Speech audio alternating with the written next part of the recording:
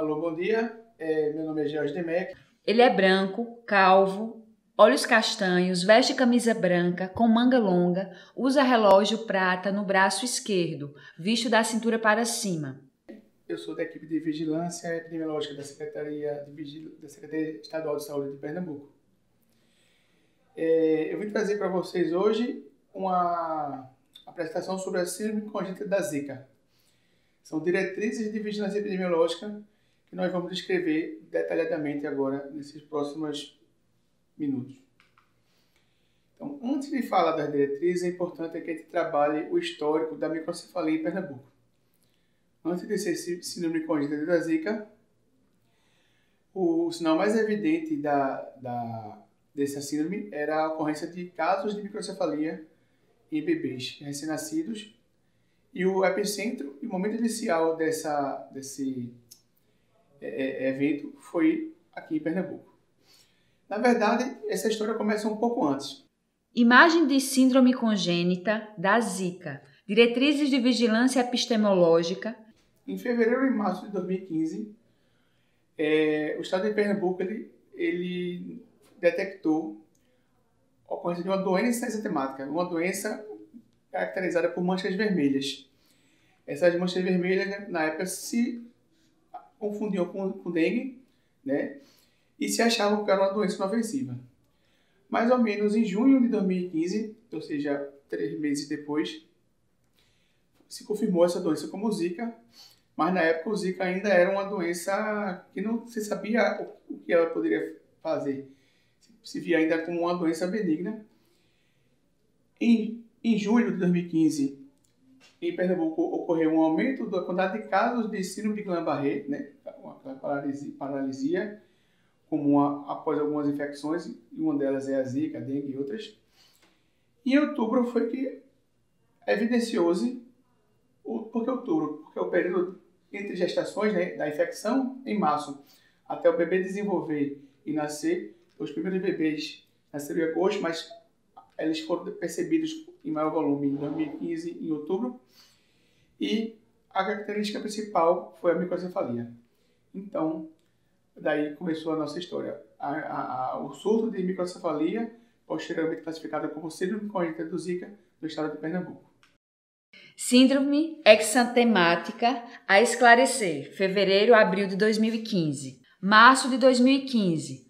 O Brasil notifica a OMS sobre uma doença caracterizada por erupções cutâneas nos estados nordestinos.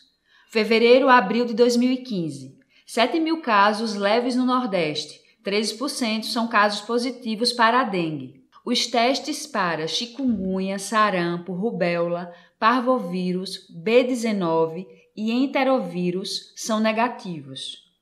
O Zika não era suspeito nesse estágio e nenhum teste para o Zika foi realizado. À direita da tela, 2 imagens de matérias com as seguintes manchetes. Caso da nova virose. São investigados, diz secretaria. Virose com manchas vermelhas deve ser notificada como dengue em Pernambuco. Esse evento ele foi notificado, tanto aquele primeiro evento das manchas vermelhas em março de 2015, para a OMS, quanto, a partir desse período, uma séria investigação foi conduzida. Então, na época, lembrando que ainda não era a Zika relacionada à microcefalia, se investigou chikungunya, sarampo, rubéola e outros vírus, e não se tinha ainda a suspeita que a Zika, que até aquele momento era da África, tinha chegado aqui no Brasil.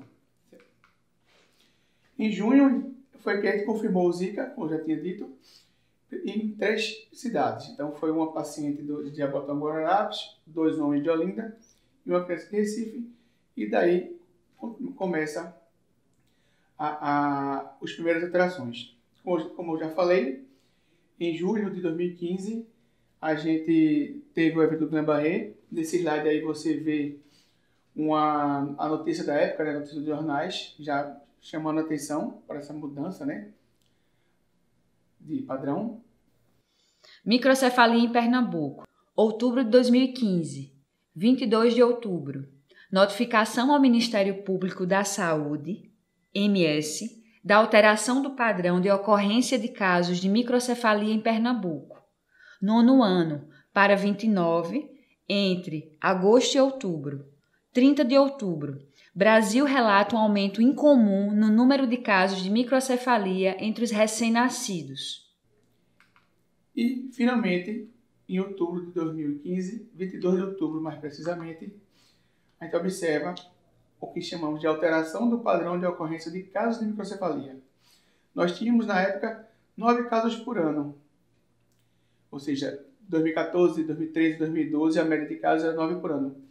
E, nesse período, só de agosto, setembro e outubro, tivemos 29 casos. Ou seja, um aumento grande que configurou essa alteração do padrão.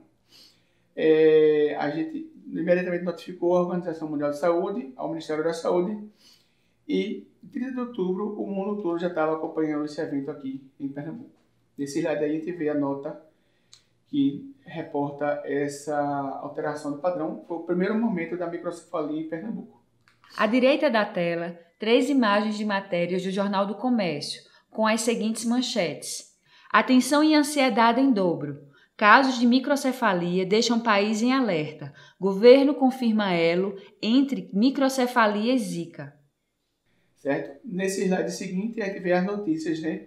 A crise que começou a acontecer na comunicação deixou não só Pernambuco, mas o Brasil em alerta, principalmente os casais, as mães gestantes. Então foi um momento crítico da história da nossa saúde pública aqui em Pernambuco. Distribuição dos casos de dengue, chikungunya e zika vírus, data de início dos sintomas e o mês de nascimento, Pernambuco 2015-2016. À esquerda da tela, número de casos de dengue, zika vírus e chikungunya. Ao centro da tela, gráficos com índices de casos de microcefalia. Nesse slide, nós temos os gráficos que mostram esse movimento todo que eu falei. Então, nós temos o dado do começo de 2015, a manchinha vermelha do surto de doença sistemática de etiologia desconhecida. Nós temos em laranja, usando outra escala, os casos do síndrome congênita da Zika, que tiveram um pico já no final de 2015.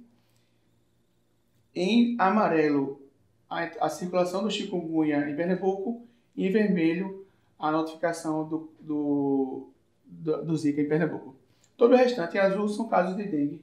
Lembrando que, como na época não existia vigilância de Zika, provavelmente muitos casos de dengue e Zika estão misturados nesse gráfico. A vigilância se iniciou depois que ele foi detectado, diagnosticado e percebido aqui como doença já prevalente. Esse outro slide também. Imagem de gráfico com doença exantemática de etiologia desconhecida e Zika vírus em Pernambuco. Por semana epidemiológica, à direita, gráfico com o surto de doença de etiologia desconhecida.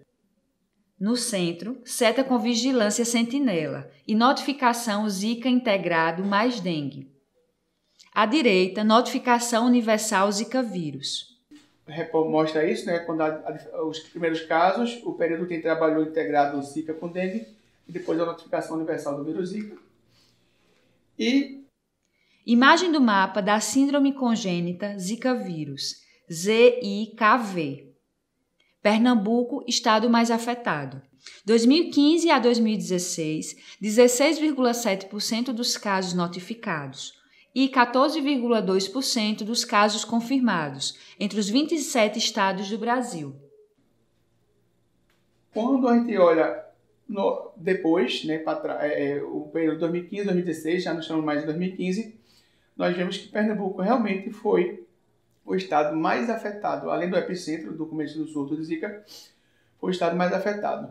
Dados do final de 2016 observaram que a gente tinha 1/6 dos casos no Brasil todo notificados, certo? 16,7%, mais ou menos 14,2% dos casos confirmados. Ou seja, nós tínhamos a maioria dos casos notificados e a maioria dos casos confirmados. Antes de chegar em Pernambuco, ele não era percebido fora das áreas endêmicas, né? Alguns países da Oceania, alguns países da África. Mas a partir daqui ele se propagou para todas as Américas, ou para todos os países da América, né? Países com introdução do Zika vírus. De 2015 a 2017, propagação do Zika vírus em diversas regiões do mundo, potencial do vírus se espalhar onde quer que o vetor esteja presente.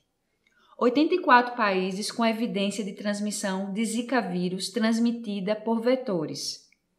Novos: 3 na África, 47 Américas, 1 Ásia e 10 Oceania.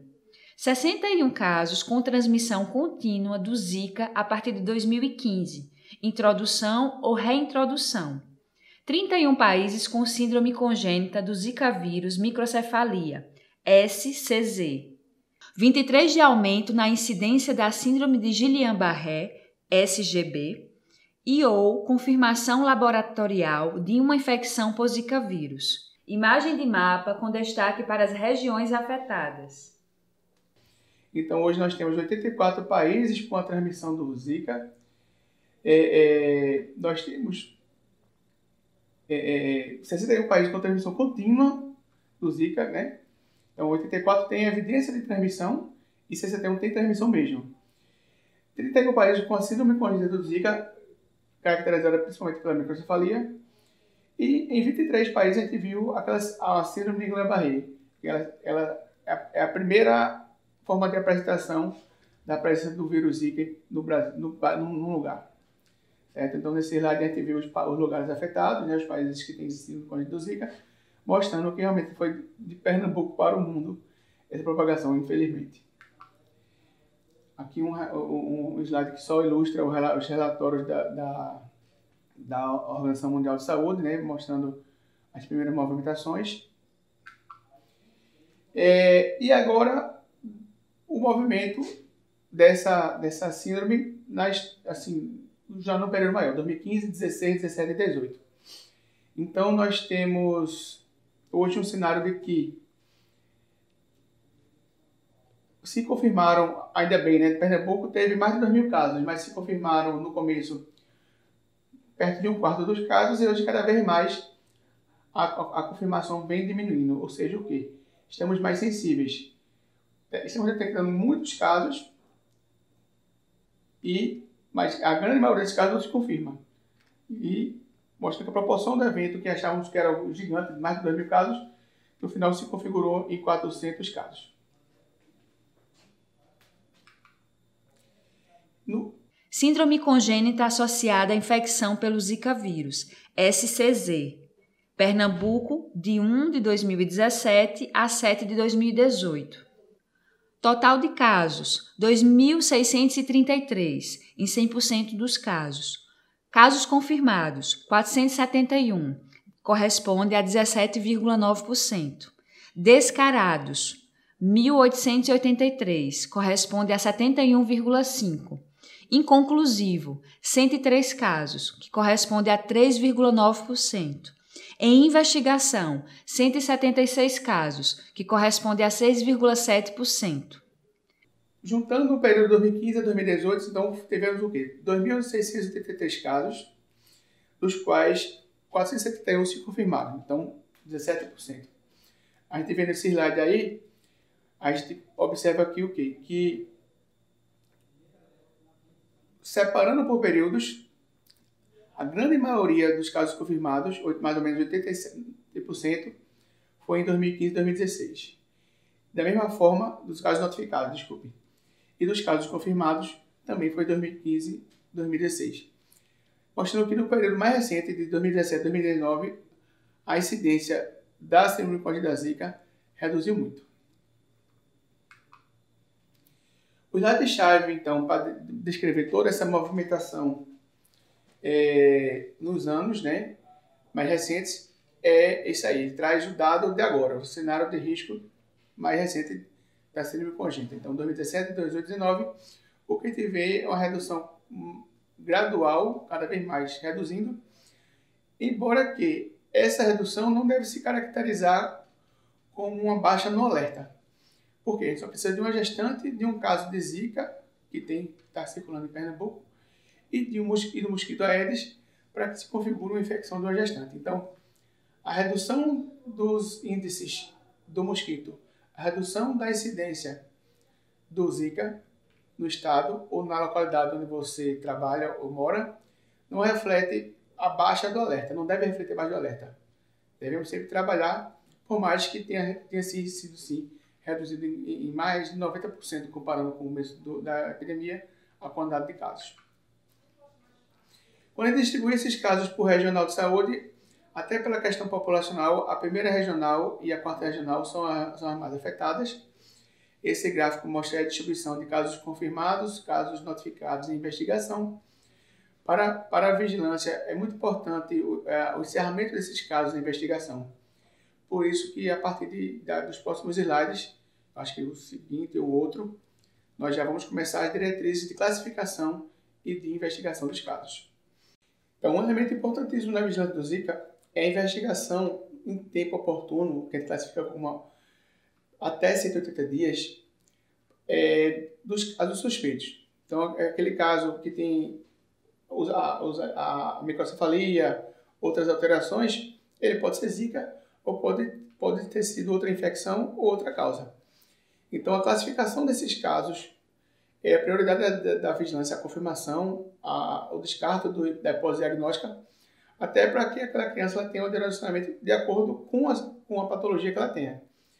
Então, nesse mapa que a gente está apresentando aí, imagem do mapa de Pernambuco com a distribuição dos casos da Zika vírus em investigação de 2015 a 2018. A gente mostra as localidades em que não tem se conseguido investigar esses casos no período certo, no período de até 180 dias. Então, ele mostra um pouco a velocidade da vigilância desses locais com uma interface importante com a assistência para encerrá-los, classificá-los e daí, nesse processo também, conduzi-los ao encaminhamento necessário para seu estímulo e seu desenvolvimento. A etapa de vigilância. Então, a primeira etapa de vigilância das síndrome congênita do Zika é a notificação imediata. Da esquerda para a direita, tela com uma sequência: o mosquito da Zika vírus, a imagem de uma mulher grávida que foi afetada, com manchas vermelhas no corpo, imagem de um termômetro, simbolizando o sintoma da febre, olho vermelho e um bebê que poderá ser afetado. Destaques: vigilância em saúde, notificação. Instituição da notificação imediata e compulsória dos casos de microcefalia pelos profissionais de saúde para o conhecimento e monitoramento dos casos suspeitos de microcefalia. Notifique aqui www.cievspe.com. Síndrome congênita associada à infecção pela Zika vírus, SCZ. Notificação de gestante com exantema. Foi a primeira medida naquele primeiro momento de 2015 e que perpetua até hoje. Então, essa notificação dos casos de microcefalia pelos profissionais de saúde, ele deve acontecer ao nascimento ou ao momento em que se perceba essa síndrome. Algumas notificações vêm, inclusive, de crianças maiores. E para que se notifique, nós devemos acessar esse link que está aqui, apresentado no slide. www.cievspe.com. Pernambuco, ele, por ter sido o estado primeiro afetado e mais afetado, ele foi pioneiro também nas diretrizes. Então, nesse mesmo site, nós temos as diretrizes passadas, né? Um pouco de história agora. As primeiras diretrizes que construímos ainda em 2015. Trabalhamos com uma primeira versão, que foi vamos dizer assim, a pioneira, depois com a versão mais elaborada, que inclui, inclusive, vigilância das mães, das gestantes com exantema. Essas primeiras publicações de Pernambuco evoluíram e apoiaram, inclusive, os trabalhos do Ministério da Saúde e da Organização Pan-Americana de Saúde. Pernambuco foi um dos coautores dos primeiros documentos da Organização Pan-Americana de Saúde. E o documento mais recente, que a gente destaca porque deve ser hoje a diretriz utilizada por todos nós, é esse que está nesse slide aí, esse do canto marrom, certo? As diretrizes de vigilância epidemiológica da síndrome congênita do Zika e da relacionada à infecção pelo vírus Zika em Pernambuco. Então, essa capinha marrom aí vocês está disponível nesse link aqui, ó, cievspe.com/microcefalia. Esse link também está disponível toda a documentação de quem quer guardar a história da microcefalia em Pernambuco ou quem quer se atualizar tecnicamente. Então está tudo aí disponível, público para todo mundo. Inclusive, no link de cima, a nota informativa com os dados epidemiológicos mais recentes. Quinzenalmente, essa nota é atualizada, então você pode se manter acompanhando esse evento em modo contínuo, certo? Um pouco agora do que está nas diretrizes, né? Vamos apresentar agora as diretrizes, né? Afinal, a gente veio para cá para isso. A microcefalia começou em Pernambuco, como eu já disse, em outubro de 2015. Então, as primeiras notificações eram subjetivas, a gente olhava e dizia, é microcefalia. A partir, ainda naquele mês de outubro, no finalzinho dele, mais ou menos 27 de outubro, fizemos o primeiro protocolo que definia o perímetro cefálico de 33 centímetros. Naquele momento, nós criamos todos os casos. Então, foi uma definição sensível que garantia que não perdêssemos nenhum caso, mesmo que muitos fossem descartados. Naquele mesmo ano, em dezembro, evoluímos para um perímetro mais curto, né, 32 centímetros. E em 2016, em março, chegamos a um perímetro que se aproxima do atual, que para meninos 31,9 e para meninas 31,5, certo? Hoje já se usa outras regras, o que eu vou apresentar em seguida. A microcefalia era o primeiro achado e ela estava presente em 80% dos casos de síndrome congênita do Zika. Mas existem outros 20 aproximadamente que não tinham a microcefalia e que ela não estava tão evidente. Então, como a gente pode ver nesse slide, além da microcefalia, a gente começou a trabalhar com outras definições para a síndrome. Primeiro, crianças expostas à infecção pelo vírus. Então, se a mãe foi exposta ao vírus, se a gente tem a infecção confirmada, ela entra como provável e ela é notificada como possível portadora da síndrome congênita do Zika. Segundo, se ela tem achados clínicos específicos e principalmente exame de imagem. A gente vai descrever tudo isso aí nos próximos slides. As manifestações clínicas mais evidentes incluem o quê? Além da microcefalia, malformação da cabeça, convulsões, problemas de deglutição, anormalidades auditivas e anormalidades visuais. À medida que as crianças crescem, surgem outros achados. Então, esse problema de deglutição se torna mais evidente. Algumas crianças elas passam a ter não só a microcefalia, mas ter a hidrocefalia, ter outros achados.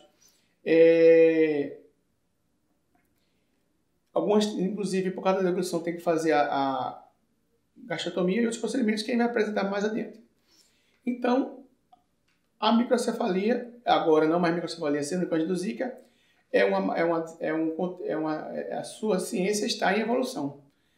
Todos nós, na medida que nós trabalhamos com esses bebês, que nós acompanhamos o crescimento, vamos contribuir para que o que eu estou apresentando aqui seja evoluído, seja melhorado, de acordo com a realidade que a gente acompanha.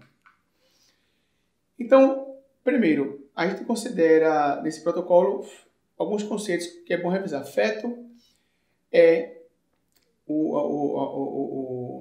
ele é considerado só a partir da 8ª semana de idade embrionária até o nascimento. Então, da 8ª semana de gestação até o nascimento. Recém-nascido é o bebê da hora que ele nasce até 28 dias de vida. Criança, que inclui recém-nascido, ela vai do 0 ano, da hora do nascimento, até 9 anos. Agora, para essa diretriz, a gente vai considerar a criança após 28 dias de nascimento. Repetindo para ficar claro. Nessa diretriz, se tem menos de 28 dias, é recém-nascido. Se tem mais de 28 dias até 9 anos, é criança. Natimorto é o óbito fetal. Ele é considerado o óbito fetal que ocorre a partir da 22ª semana de gestação, antes da expulsão ou da extração completa do corpo da mãe. Para caracterizar a primeira coisa, a mais evidente, o achado mais evidente, o primeiro, da síndrome congênita do Zika, então, o primeiro achado é a microcefalia. A medida ela tem que ser feita prioritariamente nas primeiras 24 horas de vida. Se não puder ser feita nas primeiras 24 horas da vida, ela deve ser feita em até 48 horas de vida, ou seja, 2 dias de nascimento. É importante esse prazo, porque nisso aí o crescimento da cabeça, o menino nasce com o tamanho diminui um pouco por causa do edema, então pode atrapalhar as medições. Sempre a gente tenta medir o mais preciso possível, evitando arredondar as medidas e evitando, assim, realmente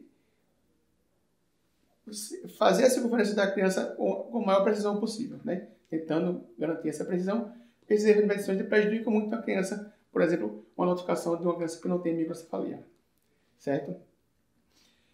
Aí, medimos. Então, quais são os parâmetros? Os parâmetros variam com a idade da criança, a idade gestacional, a idade que ela nasce.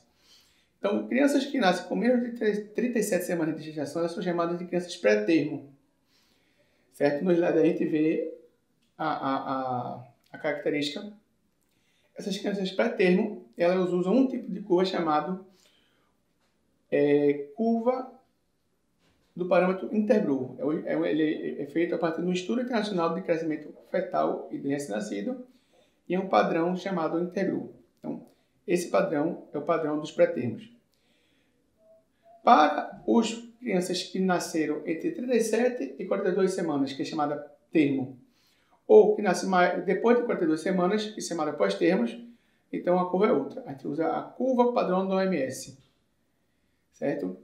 Ela usa de referência a idade da criança e todas essas curvas estão nos anexos F, I1 e I daquela publicação que eu falei para vocês. Então, vocês que já baixaram essa publicação, depois vão ver no final dessa diretriz que essas curvas estão todas lá.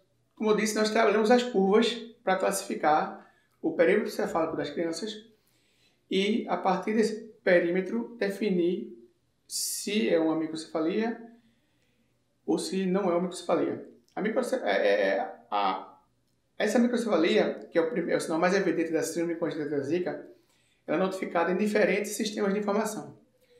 O primeiro sistema de informação, que é ligado ao nascimento, é o Sistema de Informação sobre Nascidos Vivos.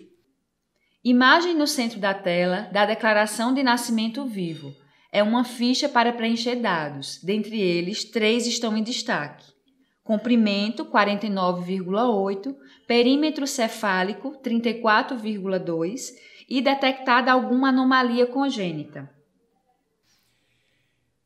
Que recebe dados da Declaração de Nascidos Vivos, ele trabalha com essa informação considerando 3 desvios padrão. Ou seja, no SINASC, ele trabalha com a microcefalia severa, uma microcefalia mais grave, certo? Nesse SINASC, como a gente pode ver na figura, existem campos específicos, esses campos 6 e campos 41. A ficha é maior, a gente reportou só os campos que a gente está tratando, em que ele coloca os dados de quaisquer anomalias congênitas e aí que entra o dado também da síndrome congênita do Zika, os achados que a gente teve, certo? Imagem de 2 gráficos. Dados sobre meninos em azul à esquerda, dados sobre meninas em rosa à direita. Como eu disse, nessa figura aí a gente vê em azul e em rosa a curva da OMS para meninos e meninas.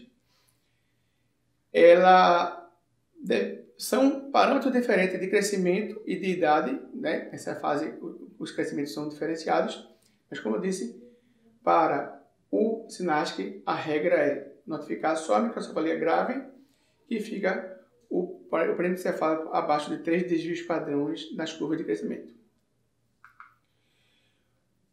Um outro sistema, e no caso para a síndrome congênita do Zika, o principal sistema é o RESP, é o Registro de Eventos de Saúde Pública. Ele é um sistema do Ministério da Saúde disponível naquele mesmo site que eu apresentei a vocês, que é o site www.cievspe.com. Então, como vocês estão vendo aí na figura, ele tem um link, né, que você notifica a mãe ou notifica o bebê, e ele abre um questionário anexo, e aí isso aí é a notificação. Então é importante que todo caso que atenda a admissão de suspeita de síndrome congênita do Zika, você não sabe ainda se é a suspeita, na maternidade principalmente, mas em qualquer momento, caso ele não seja notificado, que ele seja notificado nesse sistema. certo? Esse formulário eletrônico, ele elenca algumas categorias de pacientes da síndrome congênita do Zika. A primeira é o feto. Então, a gente não tem que esperar a criança nascer para notificá-la. Qualquer feto, a partir da 8ª semana de vida embrionária, que na imagem apresente uma das alterações mais frequentes da síndrome, que ele vai apresentar daqui a pouco, ou que a mãe tem um resultado positivo, ele é notificado. Então, assim, a mãe positivou para Zika. A criança tem uma alteração no exame de imagem, aqui tem uma figurinha do exame de imagem, já notifica. Depois, nascimento ou durante a gestação, ela vai ser melhor investigada para confirmar ou não, certo? Nesse slide, então, vocês observam atentamente as alterações mais esperadas. Então, microcefalia, microencefalia, alterações da face posterior e outras, ventriculomegalia e outras mais que definem a suspeita da síndrome congênita. Na imagem. Na face, a gente observa sempre a desproporção facial, microftomia, retrografia, hipotelorismo, redundância do pelo cabeludo. E em alguns bebês já se observa a possibilidade da artrogripose, ele já fica em uma posição mais viciosa das mãos e dos pés. Isso aí normalmente evolui para a artrogripose. Então, são esses achados que a gente vê no ultrassom, outros exames de imagem e que acende a luz vermelha para notificação da síndrome congênita do Zika. Depois que ele nasce, é que realmente se tem uma evidência maior para notificação e classificação, confirmação ou não. Então, já falamos, né? A microcefalia está aí, repetindo o que a gente já disse no slide anterior, critério de notificação dela. Nesse caso, é a mesma curva, o mesmo período gestacional, só que para o RESP não são 3 desvios. 3 desvios são para o SINASC. O RESP, você notifica qualquer criança que tenha predomínio cefálico menor que 2 desvios padrão de acordo para a sua idade e sexo. Então, tá aí os parâmetros para notificação para o RESP. Além da microcefalia, esses outros achados também são critérios de notificação. Então, um bebê, um recém-nascido, uma criança com desproporção crâniofacial, com deformidades articulares, principalmente se tem um histórico de a mãe ter tido Zika, né, por causa de um exantema ou de algum exame na gestação, a mãe positiva ou reagente para Zika, uma criança que tenha 2 ou mais alterações neurosensoriais, 2 ou mais alterações visuais ou auditivas no último slide e no anexo A desse livro que a gente passou para vocês baixarem, tem essas alterações bem detalhadas.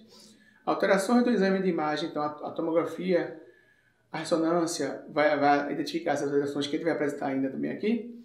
E a alteração no crescimento ou desenvolvimento neuropsicomotor.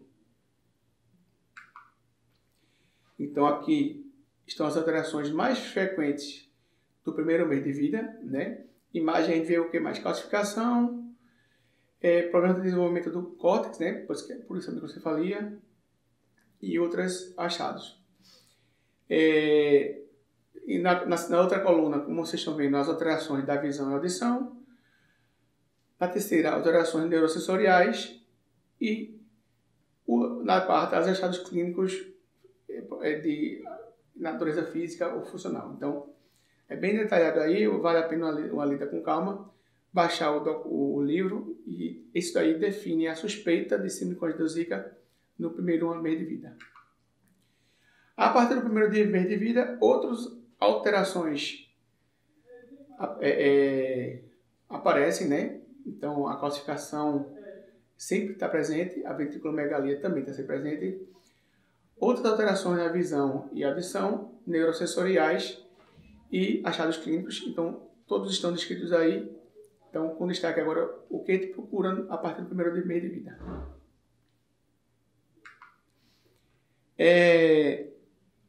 Atendendo a essas classificações, a gente não detalhou porque está escrito, vocês podem olhar com mais calma, o bebê pode ser, ele é só notificado. ele atende os critérios de registro para notificação. Mas a partir daí, os exames físicos, o exame de imagem laboratoriais avançam com outro objetivo, para confirmá-lo, descartar a hipótese diagnóstica ou, se não houver elementos para encerrá-lo, classificá-lo como inconclusivo. Nenhum bebê descartado deixa de receber a atenção à sua necessidade de saúde pública. Ele apenas deixa de ter o diagnóstico de Zika. Mas todos que mantêm necessidade de algum encaminhamento para estimulação, para diagnóstico, para outras atividades, eles são independentes do diagnóstico de Zika. Isso é importante. Zika é uma das causas e as outras causas também têm relevância à saúde pública. Então, um bebê descartado para Zika não é um bebê que deixa de receber atenção. Isso é importante todo mundo gravar, certo? Mas vamos lá. Esse protocolo, normalmente, ele não recomenda a classificação final de fetos, até porque a intervenção em saúde pública é nos bebês após o nascimento. Então, o feto é notificado, mas a classificação final dele, definitiva, acontece depois do parto. Se recomenda que os recém-nascidos ou crianças sejam prioritariamente avaliados e classificados por neuropediatras, certo? Eles fazem o exame neurológico, eles avaliam os exames de imagem, eles acompanham os exames laboratoriais. Então, a partir daí, nós temos a classificação como confirmado, descartado, conclusivo e os encaminhamentos de saúde para eles. Confirmado. Então, confirmado é aquela criança que foi notificada, atendeu aqueles critérios que a gente falou agora de notificação, mas que no exame clínico, por exemplo, ele atendeu a 2 ou mais daquelas alterações congênitas, naquela tabela nossa, né, o anexo A. E que também tinha tido registro de exantema na mãe, pode ser um exantema até sem causa definida, mas que a mãe tinha tido aquelas manchas vermelhas, pode ser um relato de exantema. E também o resultado laboratorial para o vírus Zika. No caso, em amostras colhidas na gestação ou até 48 horas após o parto. Certo? Aqui, nesse caso aqui, é o resultado laboratorial negativo para classificar o bebê como confirmado por critério clínico. Se ele tivesse resultado laboratorial positivo, ele já atenderia o próximo critério, que é o confirmado por critério laboratorial, que é o que está nesse outro slide. Aí, ao contrário, você parte do resultado positivo ou reagente do Zika na mãe ou no bebê, colhido ainda na gestação ou após o parto, porque depois do parto pode ter sido infecção fora do parto, né, fora da gestação. E um bebê que tem esse diagnóstico laboratorial confirmado, ele tem essas outras alterações, o que eu já falei, né, microcefalia, desproporção crâniofacial, deformidades articulares, alterações neurosociais, 2 ou mais alterações neurosociais, visuais, auditivas, exame de imagem, alteração de desenvolvimento neuropsicomotor, ele com esse resultado positivo, então ele fecha confirmado por critério laboratorial. E descartado? Lembrando que descartado é descartado enquanto hipótese diagnóstica de infecção pelo vírus Zika, né, de ter síndrome congênita do Zika. Então, o descartado ele se caracteriza, primeiro, pelo caso notificado, cujo resultado laboratorial foi negativo ou não reagente nessa amostra que a gente já falou, colhida na mãe no período de gestação ou no bebê, aí nesse período também. Essa mãe, para se descartar, ela normalmente não deve ter tido registro ou relato das manchas vermelhas do exantema durante a gestação. E esse resultado de descartado, ele é descartado, mas pode ser repensado caso, à medida que a criança cresça, surjam outros achados. Então, o resultado descartado ele não é definitivo. Ele se torna definitivo depois de alguns anos, mas em qualquer momento, principalmente até o 3º ano de vida, no máximo até o 5º ano de vida, caso surjam achados tardios, ele pode ser reclassificado ainda de volta a suspeito e até confirmado. Então, o descartado é pela simples falta de resultado positivo e pela falta de exantema. Mas essa criança deve ainda ser acompanhada pela mãe, pelo serviço médico dela de rotina, para a possibilidade de futuras alterações.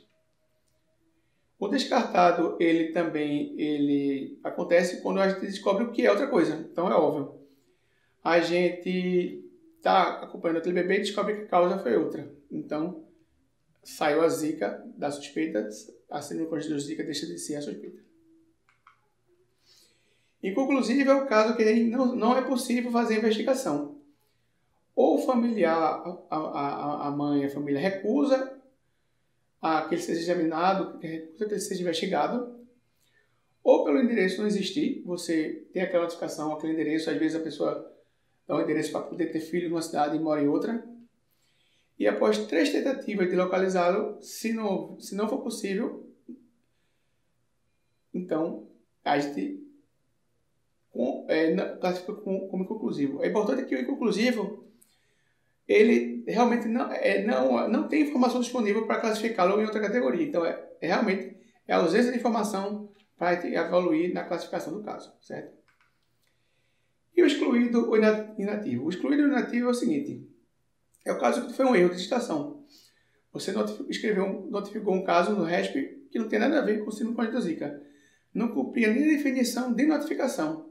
Ou então é um caso que foi duplicado. Ou então é um teste que você fez para só mostrar assim que notifica. Aí você exclui o destinativo. Então, vocês que se manejam o RESP, vocês vão ver essa categoria incluído, mas ela acontece nessas 3 situações. Falamos já, então, do SINASC, falamos do RESP. Agora, a classificação desses casos, no caso dos óbitos por síndrome congênita de zika, do Sistema de Informação da Mortalidade, é um terceiro sistema. Então, todo óbito suspeito de síndrome congênita de zika notificado deve ter sua classificação final de óbito confirmado ou descartado avaliada de acordo com as definições do Sistema de Informação da Mortalidade, do SIM. Esse sistema usa e é fundamentado no Código Internacional de Doenças, no CID-10, certo? E tem uma ressalva. Mesmo que aquele óbito tenha sido um caso confirmado de síndrome congênita de zika no RESP, no outro sistema, ele precisa ser investigado, precisa ser discutido para definir se a causa da morte foi a síndrome. Ele pode ter morrido por outra causa. Ele pode ter a síndrome congênita de zika e ter morrido por outras causas que não a síndrome.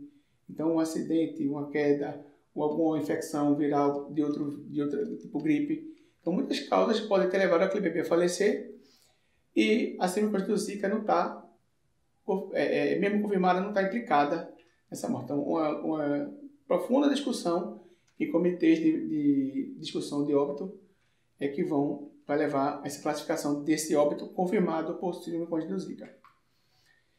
Esse óbito confirmado, ele segue parâmetros parecidos do outro sistema. Então, um feto. Ele é um feto, um natimorto confirmado pelo resultado laboratorial positivo ou reagente da mãe. Então, confirmou zika, está morto o feto, ele é um natimorto confirmado. Se for um recém-nascido, uma criança, ela é confirmada também se nessa criança recém-nascida, ao fazer os exames laboratoriais nos órgãos ou na amostra que tem disponível, ele também confirma laboratorialmente esse óbito. A imagem, né, o fenótipo do bebê e a imagem, às vezes ele está morto, mas você submete ele a exame de imagem também, que é sugestivo para a síndrome congênita de zika, naqueles bebês em que não foi possível fazer o exame com a amostra de sangue, a amostra de vísceras, ele também confirma esse caso, mas desde que você afaste outras causas. Você pesquisa outras causas de alterações congênitas e só deu zika. Então, isso aí confirma também. Para todos esses casos que confirmam, então a classificação no SIM, do CID-10, é a P35.9, que diz doença viral congênita não especificada. O CID-10 ainda não tem para o SIM a classificação necessária para colocar como síndrome congênita do zika literalmente. Então a gente sabe que é síndrome congênita do zika quando ele recebe esse código P35.9. E o descartado? Então, uma vez que você tem o natimorto, uma vez que você tem a criança, o recém-nascido que faleceu, foi notificado, foi confirmado no RESP e foi investigado nas discussões de óbito. E naquela discussão de óbito não se enquadrou como óbito confirmado, esse fórum já tem o poder de descartar. Normalmente, você avalia também se aquele bebê tem um diagnóstico diferencial de sífilis, toxoplasmose, rubéola, citomegalovírus, herpes. E esses diagnósticos também descartam a síndrome congênita do Zika, como o caso do óbito. No caso, para cada uma delas tem um código específico, e se for alguma delas, a gente usa o código dessas doenças. Se todo o exame laboratorial deu negativo, mas a criança tem alterações compatíveis com a doença infecciosa, mas não o suficiente para confirmar a Zika, então o código a ser utilizado é o P37.9, que é doença infecciosa ou parasitária congênita não especificada.